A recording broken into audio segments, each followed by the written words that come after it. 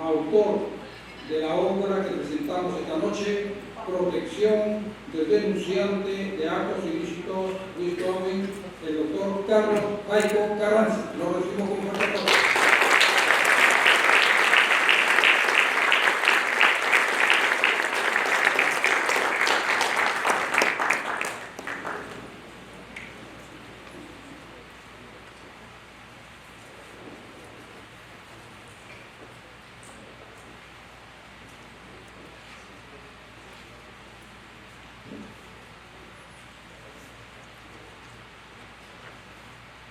Señoras y señores, muy buenas noches. El Colegio de Abogados de Lima, ilustre, noble y bicentenaria institución, saluda la presencia de todos ustedes en este recinto de la juridicidad del Auditorio José León Valderán, con motivo de darse paso en breves instantes a la conferencia magistral y la presentación del importante trabajo jurídico Protección del denunciante de actos ilícitos, whistleblowing, del cual es autor el distinguido maestro Carlos Jaico Carranza, a quien renovamos nuestro singular aprecio con un fuerte aplauso.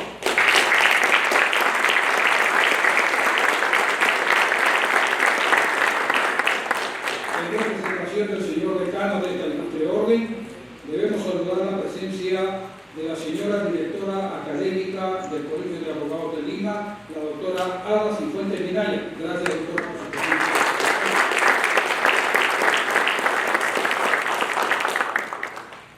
Un distinguido maestro universitario, alto representante de la Escuela del Derecho Constitucional en el Perú, que está con nosotros esta noche, el señor doctor Víctor García Toma. Gracias, doctor.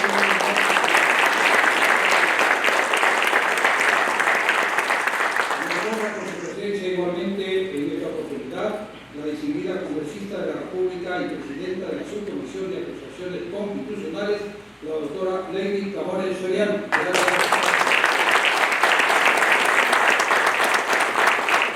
Con nosotros el señor congresista de la República, presidente del Instituto del Futuro y expresidente del Centro Nacional de Planeamiento Estratégico del Perú, el economista Carlos Anderson Ramírez.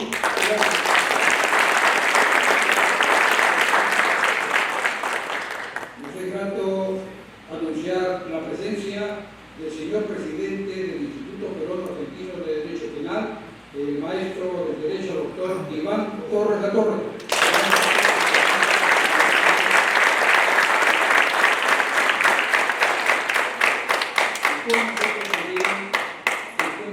El señor director de la Escuela de Posgrado de la Universidad San Martín de Porres, el doctor Moisés Tambini del Valle. Gracias, maestro.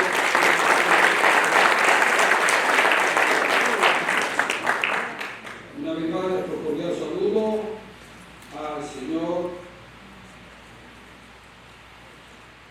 miembro distinguido del Parlamento Andino, el doctor Gustavo Pacheco Villar. Gracias, doctor. Señoras y señores, damos paso a las palabras de bienvenida a cargo de la señora directora académica del Colegio de Abogados de Lima, la doctora Ada Cifuentes Minaya. Adelante.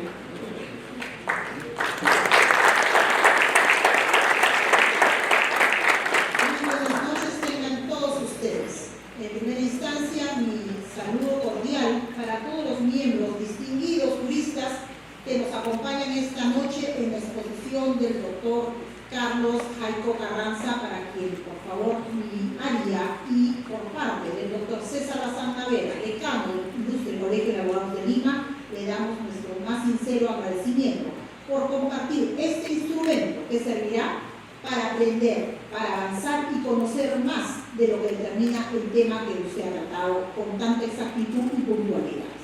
Señores colegas, señores abogados, gratamente feliz de poder tenerlos en esta su casa y podernos acompañar en una noche tan importante, no solamente por las personalidades que hoy nos acompañan, sino por lo que será una clase magistral. Y estamos seguros que estas personalidades nos acompañarán siempre. Doctor García Toma, por supuesto, un abrazo efusivo para usted de parte del señor decano, quien además se excusa porque está en otro tema dentro de la corte, en otra ceremonia, pero que no quería dejar de llegar su saludo especial a cada uno de ustedes, por la importancia, por la trascendencia del tema, pero sobre todo porque nuestros agremiados necesitan exposiciones de calidad. Y es lo que tratamos a través de la difusión académica y de promoción cultural de hacerles llegar. Les agradezco mucho su presencia y estamos seguros que esta será una noche inolvidable, jurídicamente hablando. Muy buenas noches. Muchas gracias.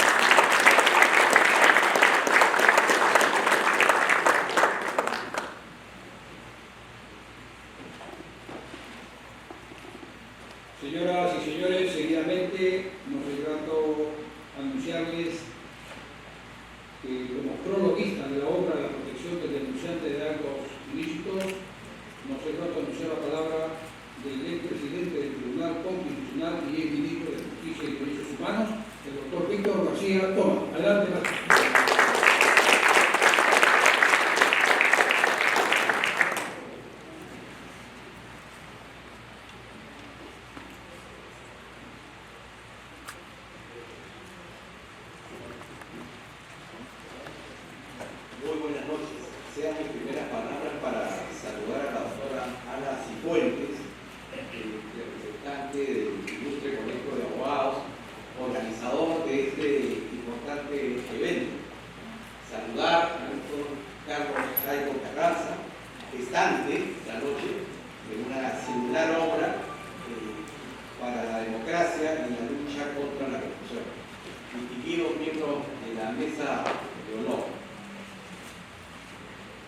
La democracia es el sistema que los peruanos hemos elegido conjuntamente, hemos elegido desde el inicio del republicanismo. Y la democracia es un conjunto de cosas. En primer lugar, es una ideología, una concepción del mundo que plantea una ubicación singular y específica en la relación o nexo que debe existir entre la persona, la sociedad y el Estado. Y establece allí un conjunto de principios y valores que se sustentan, entre otros, en la defensa de la libertad, de la igualdad, de la propiedad y fundamentalmente el libre desarrollo de la personalidad. Pero la democracia, a su vez, es un conjunto de instituciones. No puede entenderse la democracia sin el libre juego de las ideas, sin un sistema de partidos, sin prensa libre, sin parlamento, etcétera, etcétera. La democracia es también un programa, porque al conjunto de las acciones que deben desarrollarse desde el gobierno se debe asegurar justamente que la libertad, que la igualdad de la ley, que la igualdad de oportunidades tenga un lugar en cada uno de nosotros. Es también una expresión procedimental. No se entiende la democracia sin el cumplimiento de ciertas formas y requisitos. La democracia no solamente es un tema de fondo, es un tema de forma. Pero la democracia es igualmente un estilo de vida, una forma de comportamiento, una forma de relacionarnos entre nosotros. No puede haber democracia en una sociedad que cobija la corrupción. No puede haber democracia en donde la salud moral de la comunidad política queda en peligro. Y buena parte de la defensa de este sistema tiene que ver con el libro que vamos a presentar esta noche. Decía que la democracia vinculada a la ética plantea que esta alude al conjunto de valores y principios propuestos como fundamento del moral humano. Es decir, identifica un grupo de ideas según las cuales debe regularse propositivamente la conducta humana. La noción objetiva de la ética está referida a las esenciales manifestaciones de la voluntad en el plano social. Esto es, aquellas que generan expresamente efectos y consecuencias en la vida en relación. Su elección se traduce en un daño expansivo que debería traer como consecuencia la sanción por la comisión de una falta o de un delito previsto en nuestra legislación. Se trata en consecuencia del reconocimiento de su importancia en la vida coexistencial, de allí su justificación en múltiples casos. Lamentablemente, su presencia en los predios del derecho no siempre garantiza su cumplimiento. Por el contrario, muchas veces se ve confrontada con un mal de los tiempos actuales, la impunidad. Así como mucho antes del azote de la pandemia por COVID, nuestro país ya era atacado por otro grave mal, tan grave como el anterior, la corrupción. A diferencia del primero, que ante la falta de prevención extingue la vida, en el segundo, la omisión de su combate genera que la autoridad se delegitime y corroba la relación entre el Estado y la ciudadanía. En esa misma línea afecta la eficiencia, la eficacia, la respetabilidad y la imagen también de las empresas privadas. El tema de la ética es un asunto tanto del Estado como de la sociedad civil. Ello no es poca cosa ante el peligro que genera la destrucción de la institucionalidad del cuerpo político y la desesperanza que abate a la ciudadanía. La historia registra en particular que el Estado, manifestado a través de una playa de funcionarios esparcidos en los distintos niveles de actuación, solo se sostiene en el tiempo gracias al respeto y prestigio que alcanza frente a sus miembros. Caso contrario, abre las puertas a las formas sustitutivas, muchas veces acompañadas de violencia. Es una verdad insoslayable que la burocracia estatal, atrapada por la estupidez, se muestra aceleradamente más numerosa en militancia, pero más pequeña en los grupos. Así, la obstinación y la recurrencia en el delito solo consigue que la finalidad de su institucionalización devenga estéril y farisea. Ya no se trata de utilizar los recursos para servir a los demás, sino para el beneficio de sí mismos. En la burocracia estatal y con el auspicio de privados se acredita las múltiples actuaciones ilícitas en el ejercicio de funciones para recibir como contraprestación un beneficio o pago por los irregulares servicios prestados. Debe insistirse que dicha forma de actuación, de alguna manera generalizada, no solo afecta significativamente el erario nacional, mella los fines de las instituciones públicas o pervierte las políticas gubernamentales, sino además afecta la gobernabilidad, la fe en el sistema democrático, el bienestar de la población y las convicciones éticas de la ciudadanía. En el caso de la actividad privada, esta acciona directamente contra sus propietarios, consumidores y usuarios. A modo combinatorio, el Tribunal Constitucional, en el caso Luis Miguel Sirambal Ramos, ha señalado que ante esta realidad debe afianzarse una política constitucional correctiva de lineamientos valorativos y prescriptivos de conductas referenciales y controles sistemáticos. En esa perspectiva, resulta oportuno el libro de Carlos Jaiko Carranza, denominado Whistleblowing. Lo he escuchado bien, creo que no lo voy a aprender. Este libro hace alusión a la protección del denunciante de actos ilícitos. Tal como lo señala el autor, estamos ante un momento crítico que impide que se plantee la necesidad de recuperar la ética objetiva del asedio de una pluralidad de prácticas viciosas ya internalizadas por nuestras burocracias. De allí que se comprenda que desde el derecho y las organizaciones administrativas en general se establezcan instituciones de denuncia que por consecuencia axiológica y deber funcional de un integrante del aparato administrativo inciten a que se revele lo funcionalmente incorrecto a través de canales intraestatales. La institución del whistleblowing propicia la oportuna manifestación anónima del empleador, la propicia manifestación anónima ante el empleador de hechos vinculados con el quehacer funcional que van a contramarcha del interés público o privado y de la integridad de la moral social.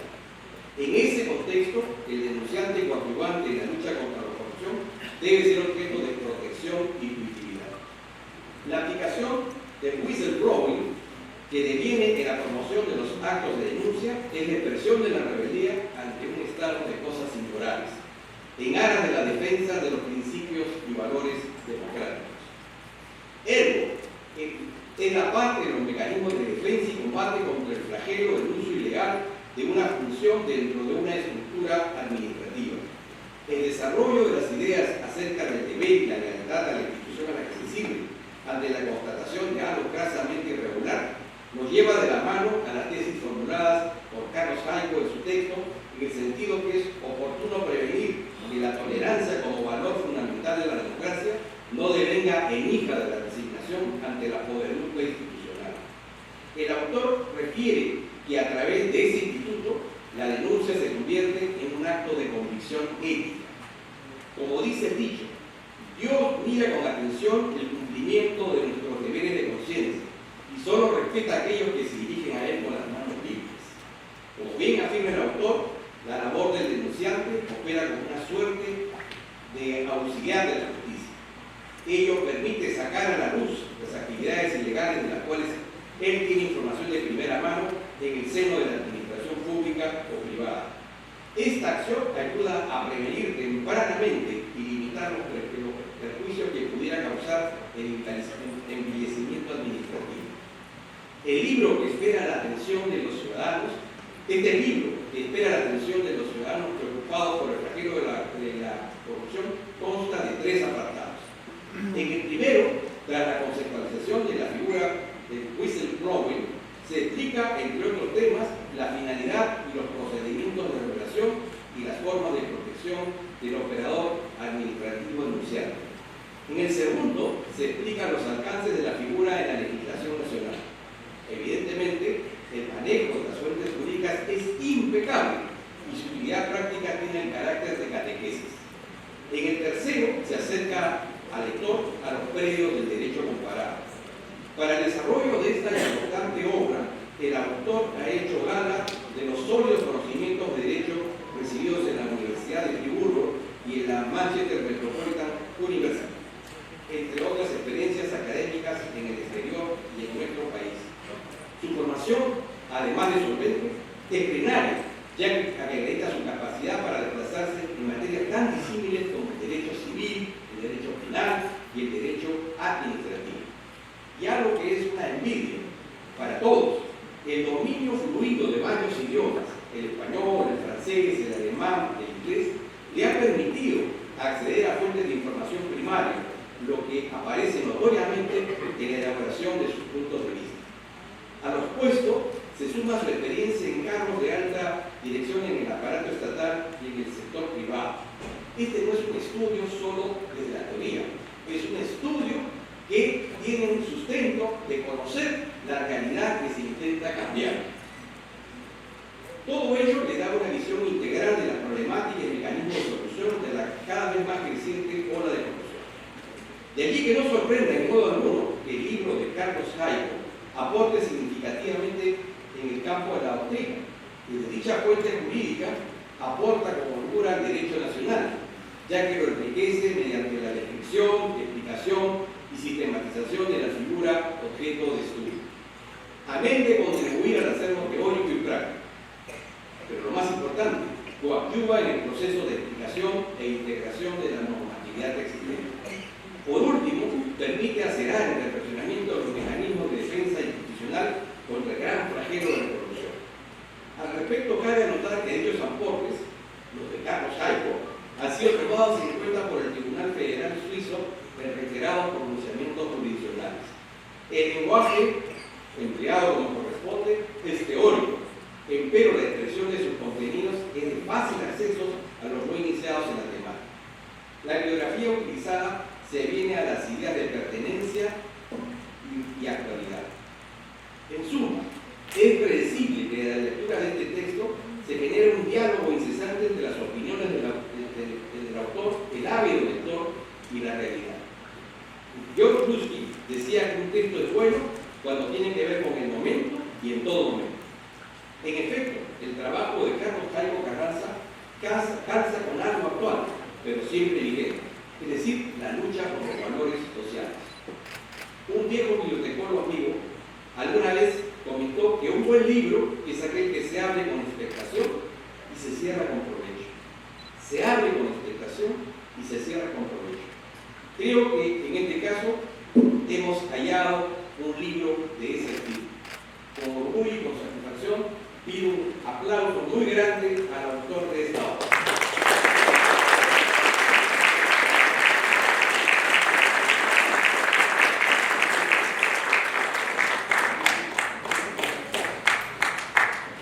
Agradecemos al maestro Víctor García Toma por su ilustración esta noche en el marco de la presentación de la obra Protección del denunciante de actos ilícitos de explotación.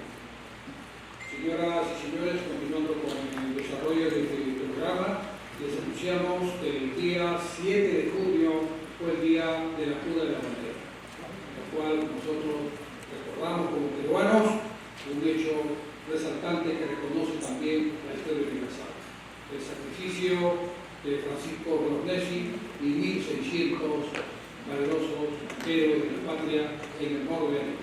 7 de junio jura la bandera y vamos a expresar ese sentimiento patriótico, rindiéndoles ese homenaje justo, entonando las sagradas notas del himno nacional, que será acompañado por el coro conjunto del Colegio de Abogados de Lima.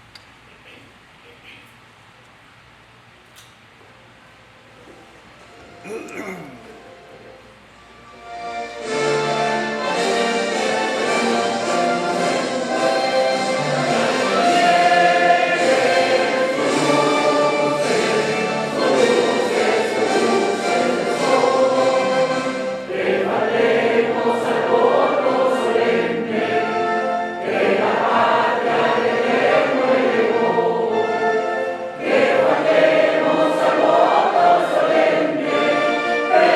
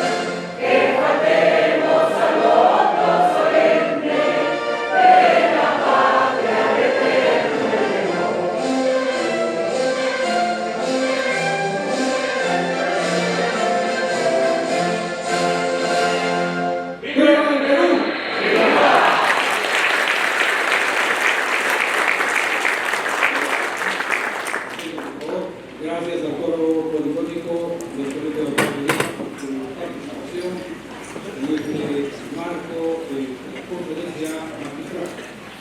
Bien, señoras y señores, corresponde también en este acto saludar a las personalidades que se han hecho presentes.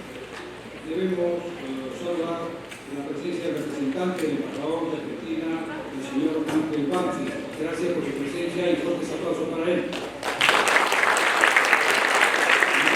Igualmente, la presencia de la jefa de Cancillería y primera secretaria de la Embajada de Argentina, la ilustre dama Verónica Schiffer. Gracias.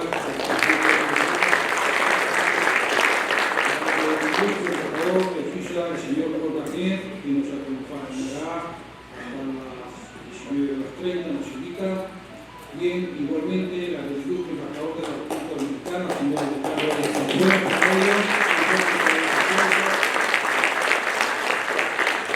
el representante en el Perú de la Organización de Estados Americanos, el señor Miguel Ángel Trinidad. Gracias por su presencia y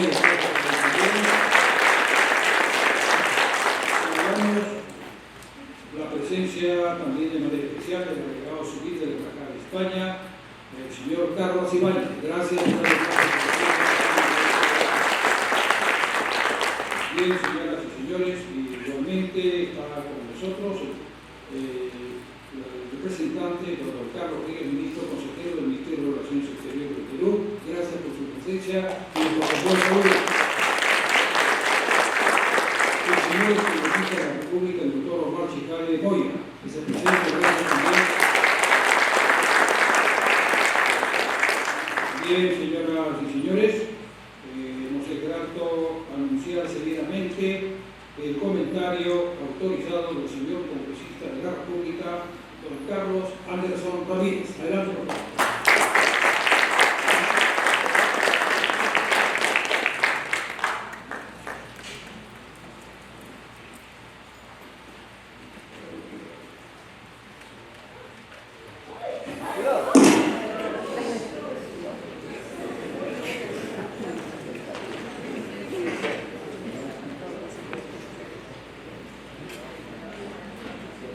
Saludos, señor abogado.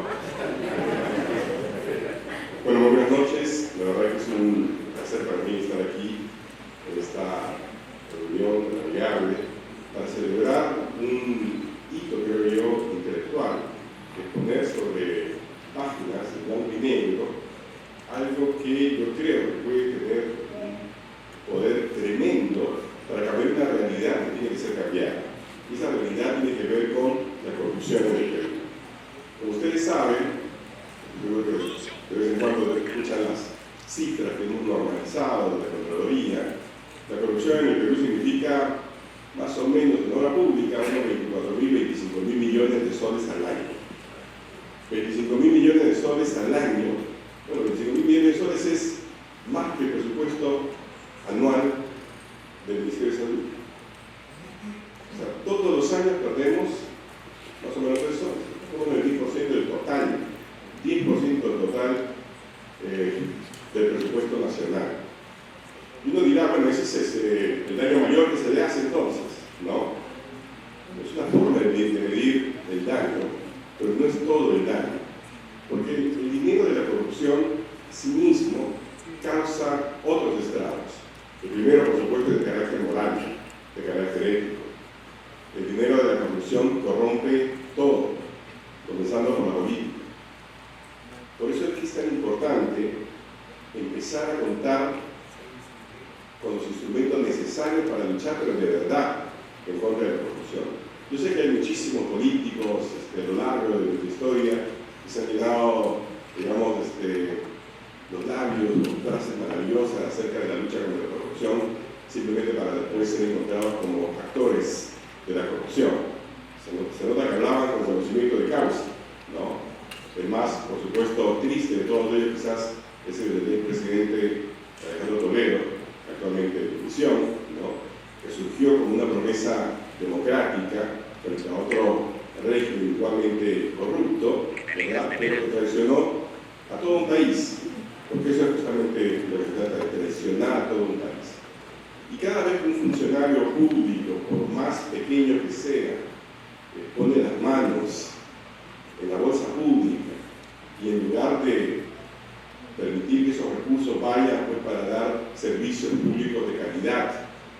no para beneficiarse él o ella, ¿no? Porque hoy en día tenemos de todos, ¿verdad?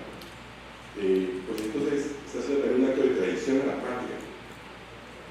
El general San Martín, cuando llegó aquí, y esto puede sorprender a muchos, pero una de sus primeras normas fue que se decretaba la pena de muerte, fusilamiento inmediato a quien tocara un sol o un peso, ¿no?, del presupuesto público en acto de corrupción.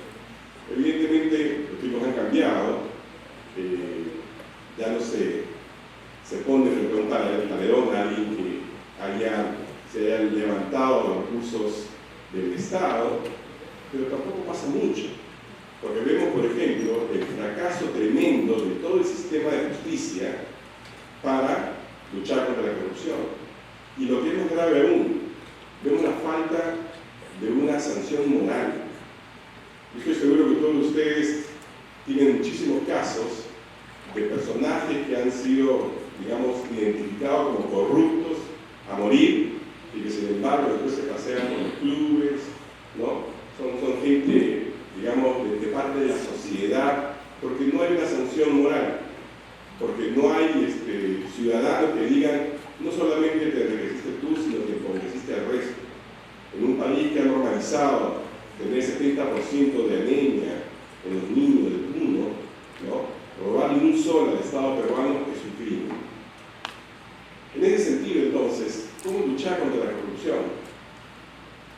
Yo he venido estudiando un poco el tema, por una razón muy sencilla, ¿no?, porque justamente en mi labor de congresista de la República estoy buscando siempre tener, digamos, leyes que sean sustantivas, ¿no? Y si hay un tema que es sustantivo en el Perú, es el tema de la corrupción, sin ninguna duda. Entonces la pregunta que me hice fue, ¿qué países han pasado por una etapa tan dura como la nuestra en materia de corrupción? Hemos tenido 30 años, por ejemplo, de crecimiento económico fantástico, del cual muchas veces nos hemos vanagloriado, ¿verdad? Pero 30 años, por ejemplo, que ha significado también desperdicios incalculables realmente en términos de obra pública inútil, ¿no?, o obra pública total absolutamente sobrevalorada, recursos, bien, las IRSA, que han significado 30.000 millones de dólares, 30.000 millones de dólares.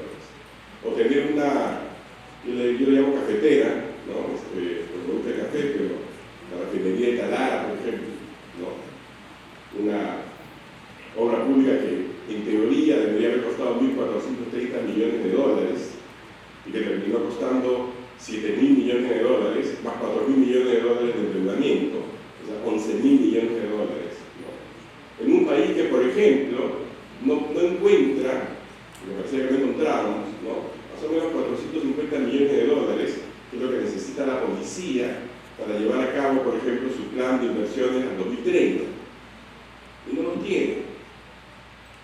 O un país que todavía no tiene los recursos, entre comillas, para reparar el 62% de los colegios que se caen a pedazos.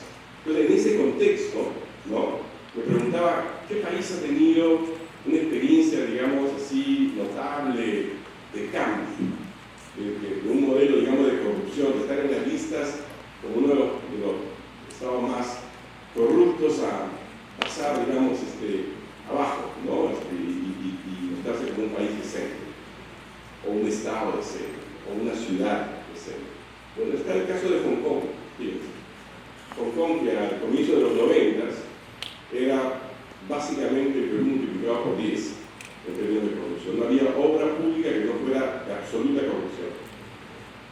Y allí se cambiaron una serie de cosas. Entre ellas, por ejemplo, la introducción de una ley del whistleblower. Explicar además también de dónde viene la palabra, ¿no?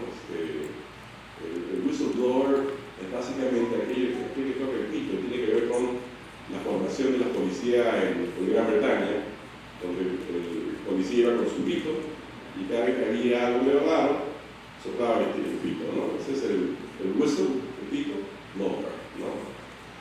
Y uno se pregunta, por ejemplo, imagínense qué hubiera sido si alguien hubiera dicho, a ver, esa obra que está haciendo la gente de Odebrecht, ¿no?, es evidentemente ese sistema, digamos, subasta, por ejemplo, subasta inversa, ¿no? Está diseñado para que gane el más incompetente o el que ofrece menos, pero con todo un acuerdo para poder arreglar después con adendas. Que alguien hubiera podido señalar, que tengo las pruebas, mira que estoy de acuerdo, etc. Imagínense la plata que nos hubiéramos podido ahorrar y que hubiéramos podido dedicar a otros recursos. No lo hicimos. ¿Y saben por qué no lo hicimos? Por la misma razón, por ejemplo, con la cual hoy en día, en el Congreso de la República, ¿no?, hay trabajadores que tienen miedo de salir y decir, mire, a mí el congresista esto, a la congresista tal, me pide plata o cosas por el estilo. ¿Por qué tienen miedo? Porque claro, porque en el Perú no se premia la valentía del que denuncia, sino por el contrario, se le castiga, se le separa. Entonces nosotros tenemos que cambiar los incentivos. Y justamente ahí viene la ley de whistleblower, que es una aspiración además también vieja de transparencia internacional, ¿no? Hace unos 30 años que viene promoviendo en todo el mundo, ¿no?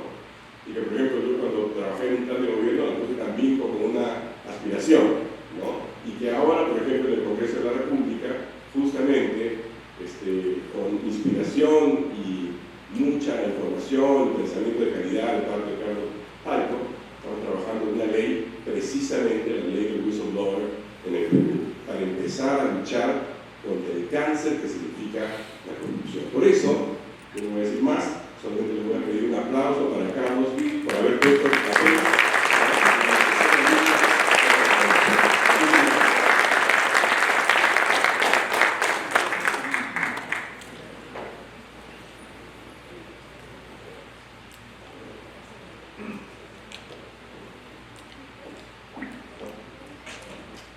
Muchas gracias al señor congresista Anderson por sus palabras. Seguidamente, señoras y señores, los señores van a anunciar el comentario a cargo del distinguido abogado penalista con maestría en Ciencias Procesales Penales, Convención en Técnicas de Investigación Oral, maestría en Derecho Penal por la Universidad de Sevilla, España, maestro y conciliador extrajudicial acreditado por el Ministerio de Justicia y Derechos Humanos del Perú, distinción de honoris causa por la Universidad Álvarez de Puebla, México, con doctorado honoris causa por la Universidad Azteca de Toluca, México, igualmente. Altas distinciones como miembro del Comité Académico Internacional de la Revista Ciencias Penales y Sistemas Judiciales de la Universidad de Belgrano. Es un reconocido por el Círculo de Investigadores por la Nación Argentina con motivo de su conferencia Justicia y Democracia siglo XXI. Es autor de libros de asociaciones incompatibles con la función pública de la editorial Abu Dhabi, entre otros merecimientos que también curvan a nuestra orden. La palabra del señor doctor Iván Torres Latorre. Adelante.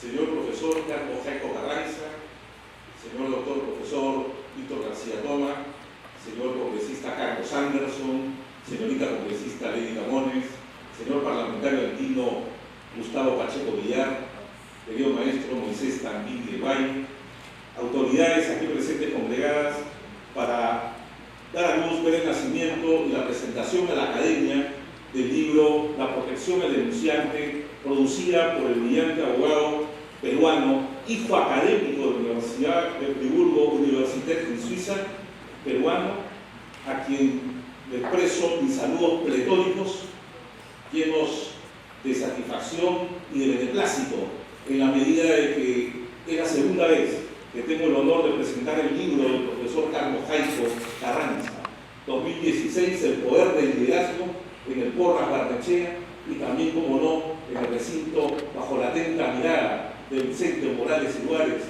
que cubre con su manto protector la brillantez de toda la orden y la Academia Jurídica Nacional, y que se constituye como el foro y la reserva de la reflexión democrática y la presentación de estas grandes obras, como la que nos trae el día de hoy a la Academia el profesor Carlos Jaico Carranza. Muy bien, nos convoca el día de hoy a hablar sobre sobre las denuncias de actos corruptos, de situaciones ilícitas, y que obviamente es parte de la corrupción de la función pública. Son denuncias de todo tipo que generan obviamente menosprecio, menoscabo a todo aquel que denuncia, porque está estigmatizado el que denuncia. No existe una política de denuncia en la región latinoamericana.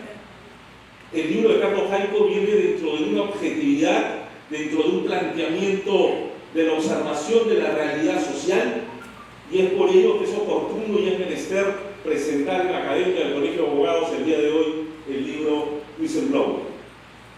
Alertar los silbatos, alertar tempranamente las circunstancias ilícitas que estamos obligados a denunciar, obviamente, pero que lamentablemente no existe la cultura de la denuncia. Y este tema viene en colaboración con la corrupción, que definitivamente pareciera tan antiguo como la historia de la humanidad. Pareciera tan antiguo como la historia de la humanidad. La corrupción desde los momentos de las inmemorables épocas romanas, desde los momentos del Tahuantinsuyo, de los momentos de las grandes civilizaciones, donde fue la cuna de la cultura, también fue víctima de este flagelo de la corrupción. Grandes pensadores como los padres del derecho alemán, como Immanuel Kant, tuvieron que ocuparse de estos tratamientos cuando decían: por encima de mí el cielo estrellado y nadie más. Dentro de mí el imperativo categórico que me define lo que está bien y lo que está mal. Evoco el arete, las virtudes a las que se referían los griegos, el arete, las virtudes del pueblo, la moral nacional a la que se referían los grandes filósofos socráticos y presocráticos. Eso trae como a colación el libro del profesor Carlos Jaico. Eso evoca el pensamiento de la lucha contra la corrupción. Y desde los foros nacionales e internacionales se han generado muchas medidas en la lucha contra la corrupción. Desde el derecho penal, desde el derecho administrativo y desde las circunstancias de los foros internacionales, como la Convención de Palermo, se han generado múltiples esfuerzos para luchar contra la corrupción. Sin embargo, pareciera que no es necesario o no es suficiente. No alcanzan los esfuerzos de la comunidad internacional en este flagelo que ha sido analizado desde el punto de vista sociológicos, que ha sido analizado desde el punto de vista jurídicos, desde el punto de vista políticos, desde el punto de vista hasta psicológicos, casi patológicos, puesto que no se concibe que un funcionario público o un director de grandes empresas transnacionales emerja en la población por sus malas artes, por su desprecio a lo correcto, a lo moral, por su desprecio a la integridad nacional. El bienestar común es lo que se viene afectando por la corrupción, que más que una conducta que sea parte del derecho penal, tiene que ser una conducta que tiene que ser reprimida por los medios de control de prevención social. El derecho actúa reactivamente, y si bien es cierto, hemos superado algunas barreras de punición, hemos adelantado barreras punitivas, el problema está en que no es correspondencia para el derecho controlar la corrupción, puesto que la corrupción es una conducta que viene por problemas anéticos y morales, y es ahí donde tiene que estar la sociedad, la familia, la escuela, el hogar, puesto que si vamos a esperar que el derecho solucione los problemas de la corrupción, es demasiado tarde. El derecho sigue al hecho. Primero es el hecho y después es el derecho. El famoso aforismo latino: narra mihi factum, narra mihi jus. Nárrame los hechos que yo aplico el derecho. El derecho es posterior al hecho, motivo por el cual, si bien es cierto, el derecho tiene que ocuparse de esta problemática, el derecho tiene que ocuparse y tratar los tipos penales, las estructuras típicas de las conductas, si bien es cierto, el derecho tiene que ocuparse de todo ello, no es función del derecho ni de la ciencia penal. Es como cuando se pretende que el derecho penal controle el feminicidio, o como cuando el derecho penal tiene que controlar el tránsito o los accidentes culposos de tránsito. No tenemos nada que ver con estas situaciones. El derecho es el que pone los filtros al poder punitivo del Estado, el que pone los controles a esa fuerza estatal, dentro de ponderación y equilibrio, dentro de un debido proceso. Esa es la función de nosotros los abogados. Y oportuna la creación de esta obra magistral del profesor Carlos Jaico Carranza, porque definitivamente trata una novedad. Es un aporte en la lucha contra la corrupción. Lo más inteligente que he podido encontrar en todos estos análisis de los protocolos internacionales y nacionales ha sido promover una cultura de una sociedad activa, dijo la Organización de Naciones Unidas. Una población activa que promueva la transparencia de los actos públicos. Una población activa que exija la transparencia de los actos públicos. No puede ser una población que acepte de manera benevolente lo que ocurre y ve pasar y simplemente siente que nada puede hacer. La cultura del denunciante es importante porque por estadísticas, por ejemplo, podemos citar que el 91% de personas que han visto un acto corrupto no lo denuncian. Cifras de Transparencia Internacional. 91% no lo denuncia por diferentes motivos.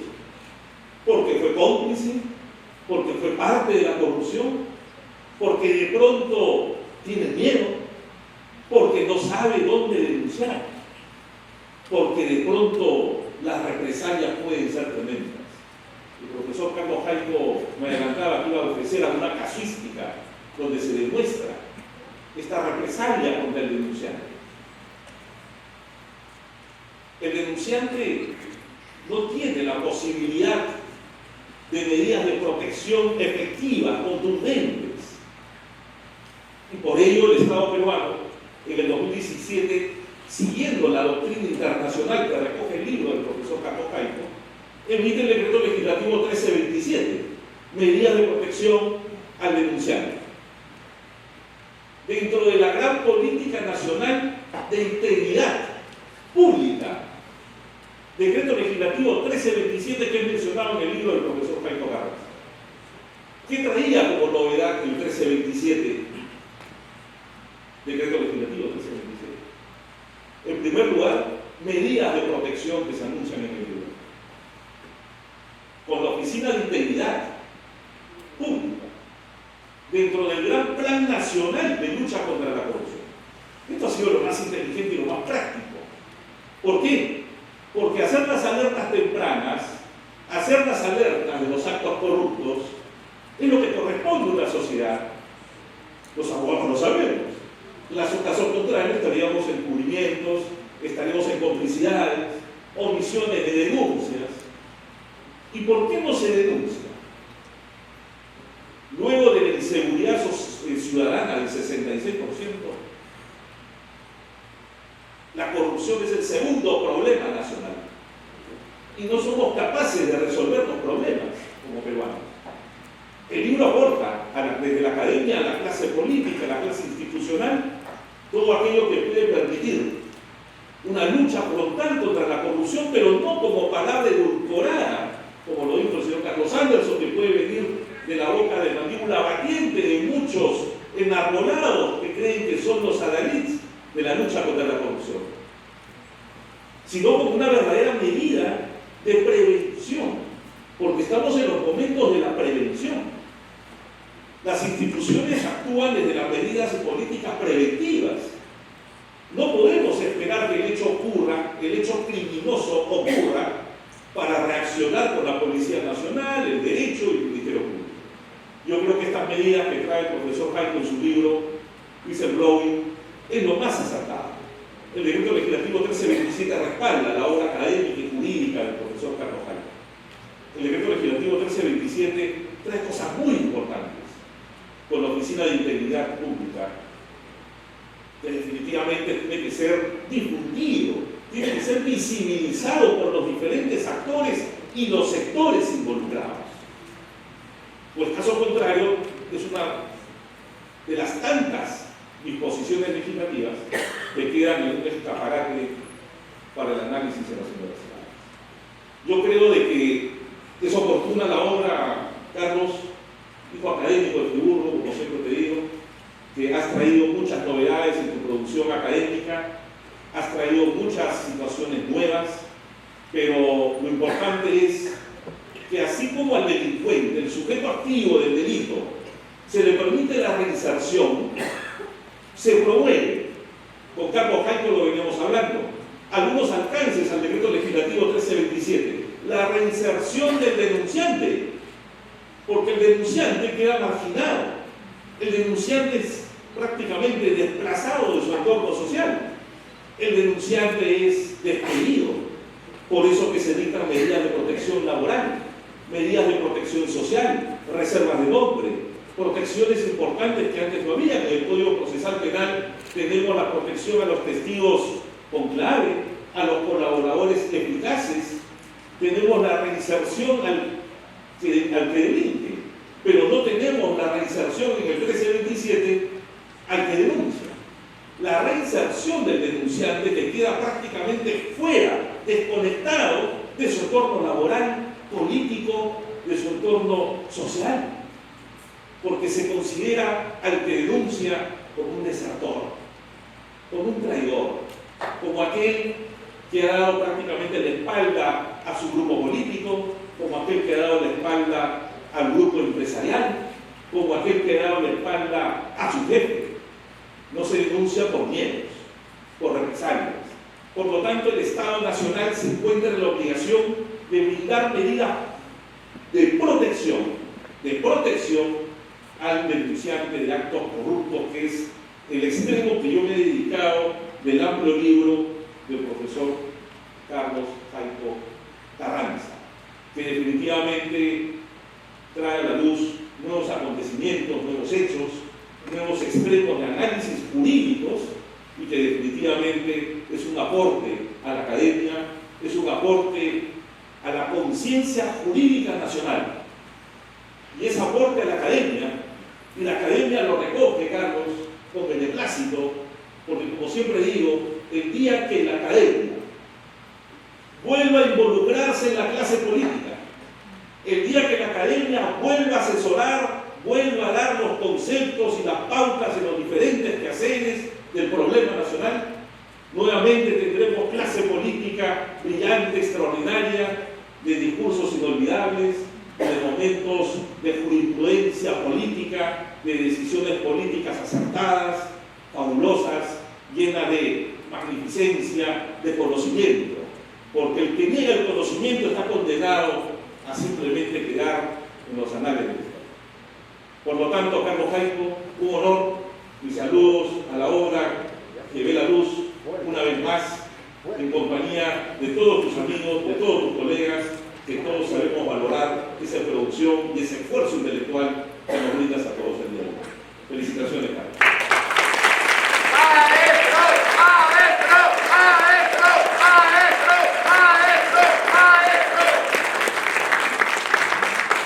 Muy agradecido al señor doctor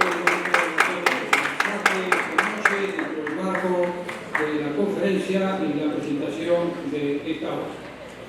Señoras y señores, el autor de la obra Protección del denunciante de actos ilícitos, whistleblowing, es un distinguido abogado constitucionalista e internacionalista, catedrático de diversas universidades de prestigio en nuestro país, máster en leyes con honores de la Universidad de Friburgo, Suiza, y por la Universidad Metropolitana de Manchester, en Inglaterra. Igualmente destacamos que es máster en Administración de Negocios por la Escuela de Negocios de Zurich, en Suiza, doctorando en la Facultad de Geociencias de la Tierra de la Universidad de Lausanne, en Suiza, con alta especialidad en Derecho de la Unión Europea y Derecho Internacional Humanitario. El maestro es consultador extrajudicial y autor de obras en Derecho Internacional Civil y administrativo, entre otros merecimientos que honran a esta ilustre, noble y bicentenaria institución. Señoras y señores, la palabra del autor de la obra Protección del denunciante de actos ilícitos, el doctor Carlos Jacobo Carranza. Adelante.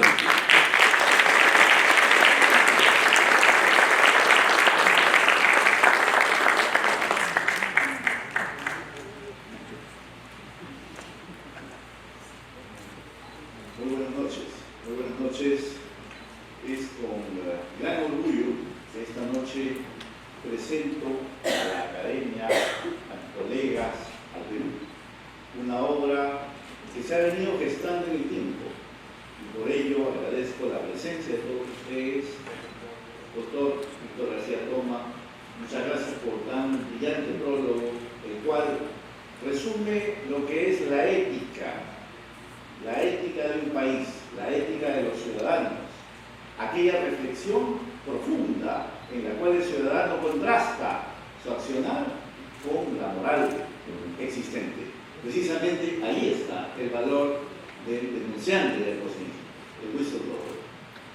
Estimada doctora Lady Camones Soriano, muchas gracias por su amable presencia, de verdad que es un orgullo para nosotros.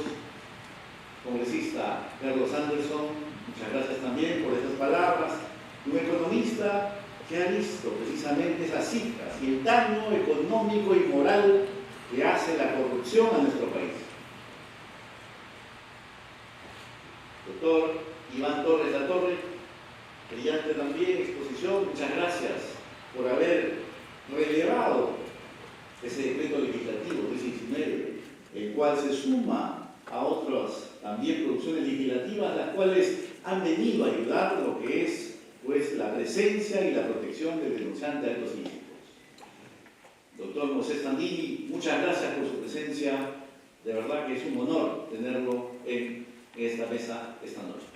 Doctor Gustavo Pacheco Villar, parlamentario andino y también presidente de la Comisión Internacional de Derecho Comunitario Andino, que es de verdad una creación propia y sobre todo valerosa de querer que nuestros países actúen en conjunto, funcionen en conjunto, a través de la legislación, a través del derecho constitucional, algo que de verdad está haciendo de maravillas. Y he participado en sus conferencias y debo decir que pues le auguro el mejor de los éxitos, estimado parlamentario. También quiero agradecer la presencia en esta sala de todos ustedes, grandes amigos, colegas, que sería de verdad largo saludarlos, pero ya de verlos, de verdad que siento que el corazón está henchido de alegría y sobre todo de gozo intelectual, porque sé que ustedes también van a apreciar esta obra, la cual viene a poner un punto de discusión, un punto en el cual debemos los peruanos reflexionar, porque precisamente ahí está el punto, reflexionar la situación del Perú. ¿Qué es lo que estamos haciendo? Vemos cuáles son las consecuencias nefastas de la corrupción, año tras año. Vemos también cómo la legislación se va acumulando. Somos el país que ha firmado convenios internacionales, somos el país que ha producido sendas legislaciones de lucha contra la corrupción, pero vemos que en lugar de que la corrupción se reduzca, por el contrario, vemos que ésta aumenta. Y el número de personas que incurren en actos de corrupción también aumenta. ¿Por qué? ¿Cuál es la razón? Si tenemos una legislación que aplica a autoridades que también hacen aplicar la ley, pues verán ustedes que algo está faltando en nuestra sociedad. Algo. Y ese algo es precisamente poder discutir de estos temas, reflexionar y decir cuál es la labor del ciudadano, aquel que forma parte precisamente de esta sociedad, y cuál es el rol que debe jugar con respecto a la lucha contra la corrupción. Ese es un punto importante, porque mientras tengamos la ley, y esta ley se aplique, mal que bien, al final tendremos un resultado que es, digamos, no tan satisfactorio, porque las cifras nos llevan siempre a la misma realidad, que hay actos de corrupción, y cada vez mayores. Entonces algo está faltando. El embajador de Suiza, con quien tuve el gusto de ser parte de la misma universidad, porque él estudió también en la Universidad de Friburgo, conversaba con él y precisamente en la jurisprudencia que hemos visto a lo largo del mundo, porque el whistleblower, el denunciante de actos ilícitos, ya tiene legislaciones en otros países importantes, pero verán, hay una gran diferencia. ¿Por qué en algunos países la corrupción es menor y por qué en la nuestra cada vez se acrecienta? Precisamente debemos nosotros ir hacia otro punto de reflexión. Está la reflexión académica, intelectual, y que podemos hacer justamente en estos foros tan importantes. Pero falta algo también, colegas y amigos: la reflexión moral, social, la reflexión ética, porque precisamente eso es lo que los grandes juristas han dicho.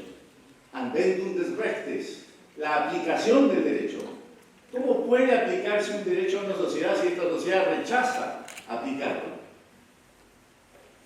No se podría entonces. Podemos tener plétora de legislación, pero al fin y al cabo no se aplica. ¿Qué es lo que está faltando? ¿Cuál es ese pegamento que hace que la legislación se aplique a la realidad? Y que cada uno diga, pues en este caso, yo denuncio. Como bien lo han hecho notar nuestros ilustres ponentes, pues sí, el denunciante de actos ilícitos tiene miedo, no lo hace. ¿Por qué? Porque existe un reproche moral de la sociedad. No lo ven bien. Es alguien que desde el momento en que empieza a denunciar un acto ilícito, inmediatamente es vapuleado, amenazado. Las represalias no se hacen esperar. ¿Pero por qué? Cuando debería ser al contrario. Deberíamos tener en nuestra sociedad precisamente esa capacidad de poder decirle al denunciante: bienvenido, qué bueno que hayas tenido ese valor, el coraje de hacerlo, porque estás impidiendo que un acto de corrupción se produzca y que sobre todo eso afecte el desarrollo del país. Compatriotas y amigos, el denunciante de actos ilícitos precisamente llega en ese momento en que debe hacer esa reflexión ética, personal, ese dilema ético en el cual él se encuentra, confrontado a una situación delictiva. Y verán ustedes cuán importante para él es tener esos sustentos morales. Dicho sea de paso, cuando Adam Smith escribió La riqueza de las naciones, no fue su primer libro. Su primer libro fue 16 años antes, y fue La teoría de los sentimientos morales, precisamente porque él dijo aplicar la economía tal cual, liberal como yo la veo. No basta, se necesita entonces un fundamento moral que pueda hacer que las economías beneficien a todos. La teoría de los sentimientos morales.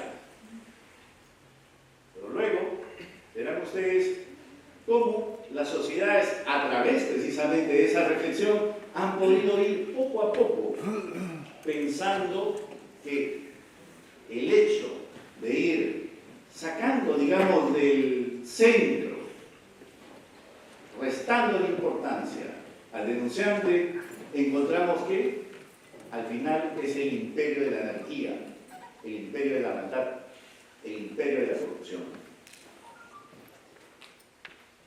Eso, precisamente, compatriotas y amigos, debe ser la principal reflexión de esta noche. ¿Qué estamos haciendo nosotros desde el punto de vista ético? ¿Cómo nos posicionamos nosotros éticamente en una sociedad que ha, digamos, normalizado los actos de corrupción. Es ahí precisamente donde vemos la valentía del denunciante. Aquel denunciante que en un momento dice, no, yo me insurjo contra esta situación, esto no se puede aceptar, por lo tanto doy el paso hacia adelante y denuncio. Pero ¿quién está ahí para defenderlo? Ese es el gran problema. Nuestra legislación ha caminado en lo que ha podido y, como les decía, tenemos convenios, convenciones internacionales, legislación en abundancia. Pero la pregunta es, ¿se está aplicando? ¿Existen personas que la aplican? Al parecer no, porque precisamente nos falta ese pegamento moral para aplicarlo. Y quiero decirles con esto que, por ejemplo,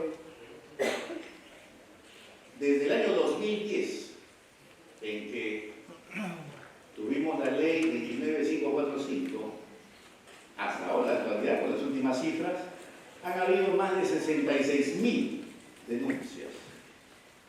66.000 denuncias en 10 años.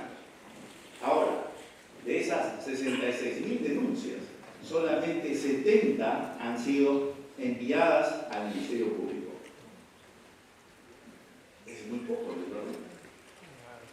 ¿Cómo es posible que de 66.000 solamente 70 hayan llegado al Ministerio Público? Y unas cuantas más hayan sido, pues, digamos, procesadas en el sector administrativo. Algo está fallando, algo está fallando. Y precisamente está fallando la protección al denunciante de actos ilícitos.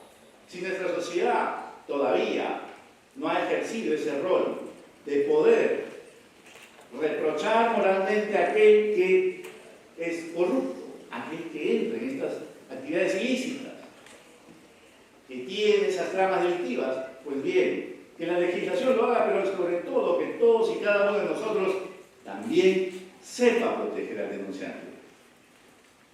Porque es la persona que tiene el valor, tiene el coraje. No cualquiera lo puede hacer. ¿Saben ustedes por qué? Porque desde el momento en que lo hace, lo primero que él tiene que ver es un interés, digamos, una suerte de costo-beneficio personal. ¿Qué va a pasar con su carrera, con su vida profesional? Puede ser que pierda el empleo. Y luego, ¿de qué va a vivir? Primera pregunta. Segunda pregunta, pueden atentar contra mi vida.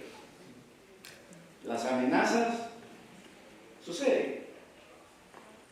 Y es ahí, y puedo seguir nombrando represalias, en que la legislación todavía no ha llegado a darle el marco necesario como para que él pueda sentirse seguro, es decir, yo hago mi denuncia, sin temor, porque no solamente no habrá el reproche de la sociedad, sino que me sentiré protegido también por la legislación. Entonces es importante remarcar esto. Protección al denunciante de actos ilícitos. Aquel que suena la alarma, alerta sobre los actos ilícitos, sobre estas tramas delictivas que vemos comúnmente. Y es ahí donde debemos nosotros atacar, en esa reflexión. Porque antes de tener una legislación, primero debemos darle ese fundamento ético. Y ese fundamento ético es lo que nos debe unir como peruanos, para rechazar los actos de corrupción, para poder decir, basta ya. El Perú necesita sus recursos. El Perú debe avanzar con sus recursos, pero sobre todo llevarlos ahí donde más se necesita. Nuestro país puede ser un país grande, desarrollado, lo es. Pero ¿saben qué? Precisamente en el camino vamos perdiendo estas grandes riquezas. Este es un instrumento, colegas y amigos, importante de la legislación. Y en este libro lo que quiero yo es llevarles ese mensaje de reflexión. Primero, reflexión moral como sociedad. ¿Qué estamos haciendo como sociedad? ¿Cómo tratamos a aquel denunciante? Cambiemos la mirada. Digámosle, por el contrario, bienvenido, qué bueno que lo hayas hecho, no temas, cambiemos esa moral social. Pero por otro lado también, cambiemos esa visión ética como personas y cada vez que tengamos ese dilema, digamos simplemente que no. Recurramos a lo que conocemos ya como el imperativo categórico de Kant. Haz que el fundamento de tus actos pueda ser elevado a ley universal. Y precisamente ahí, ¿creen ustedes que un acto de corrupción puede ser elevado a ley universal? Pues no. Precisamente no. Ese ya es un fundamento importante. Sigamos trabajando, compatriotas. El denunciante de actos ilícitos es quien está entre nosotros, aquel que está en la función pública, aquel que puede de verdad cambiar las cosas. Pero todo dependerá de nuestra actitud como sociedad, de nuestra actitud como ciudadanos, que formamos parte de este país y que es de nuestra responsabilidad de que salga hacia adelante, de que avance. No podemos tener países que nosotros no nos incluimos en ese desarrollo. No puede haber país sin nosotros. El país existe porque estamos, y esa gran responsabilidad la tenemos todos y cada uno de nosotros todos los días. Compatriotas y amigos, quiero presentar este libro hoy día con gran orgullo, porque ya es un trabajo que venimos haciendo desde el año 2007 en lo que me respecta, y hemos trabajado bastante. Una primera publicación en el año 2014 en Suiza, la cual tuvo una mirada muy importante del Tribunal Federal, al cual pues acogió el libro Whistleblowing en sendas jurisprudencias, donde se marcaron los pasos por los cuales debía ser protegido ese denunciante. El Tribunal Federal ha seguido esa línea, pese a que no tiene legislación. Suiza no tiene legislación de protección al denunciante, pero lo que han hecho ellos es pasar por el derecho laboral y sobre todo por lo que es el derecho que se construye como jurisprudencia. Compatriotas y amigos, quiero agradecerles esta noche por habernos acompañado, por haberme acompañado y sobre todo porque, creo yo, estamos llevándonos hoy ese cambio de sociedad, esa reflexión profunda de ciudadanos, el cual debemos tener, porque es así, ustedes lo saben, el Perú únicamente podrá salir adelante si es que todos y cada uno de nosotros forma parte integrante de su desarrollo. Con estas palabras quiero decirles muchas gracias y que pues sigamos adelante trabajando por nuestro país. Congresistas, colegas y todos ustedes. Muy buenas noches.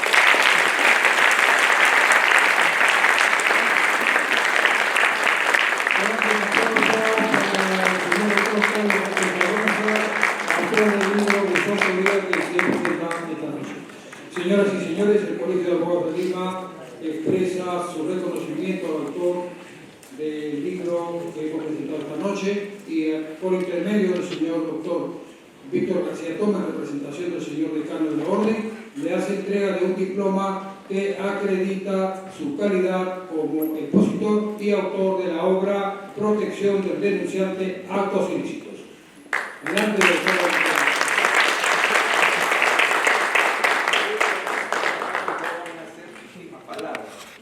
Las últimas palabras, a nombre y en representación del decano, el doctor César Bazán Navea, son para señalar que el Colegio de Abogados de Lima se siente muy reconocido de tener entre uno de sus miembros a un distinguido académico y un profesional que ha dado lustre a la administración pública.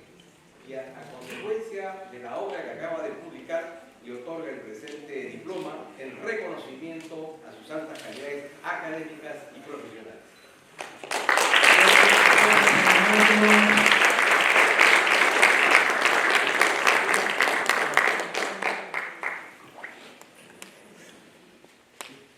Igualmente, señoras y señores, grandes aplausos para nuestros invitados especiales que se encuentran en el